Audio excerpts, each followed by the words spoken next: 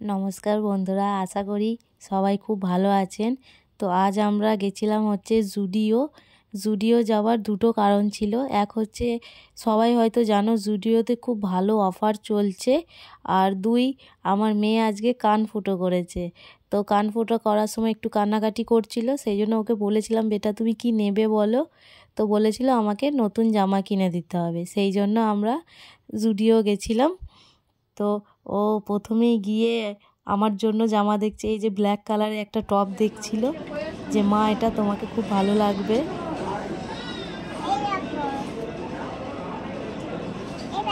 এটা নেবে তুমি? আমি তো এই সেমই নিয়েছি বেটা, এই দেখো।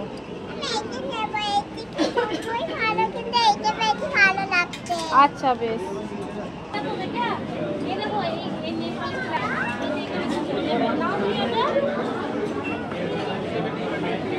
এইটার গ্লেজ বেশি, এইটা নাও। কোনটা নেবে? বাবাকে বল, বাবা ওইটা নেবে? আচ্ছা বেশ। বলছে আর দেখি কোন লিপস্টিকটা নেব।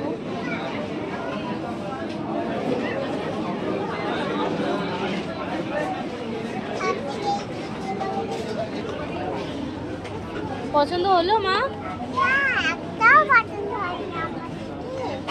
একটা পছন্দ হচ্ছে না?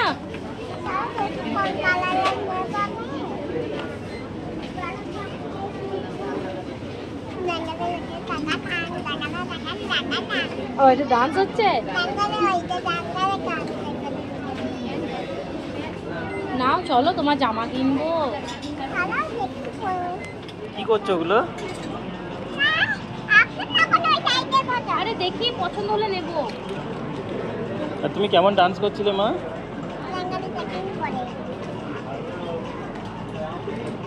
তুই এখানে কাজ করতে এসেছিস?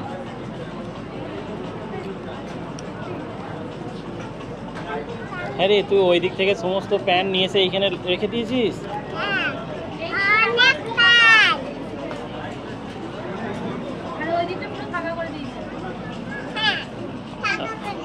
ওই দিকটা পুরো ফাঁকা। আর পরে না, চলো বাড়ি যাবো এবার। দেখো কাণ্ড, দেখ ওই দিক থেকে সব নিয়ে এসে এখানে রাখছি। এই দেখো, এই দুটো তোমার জন্য নিয়েছি, তোমার পছন্দ হয়েছে?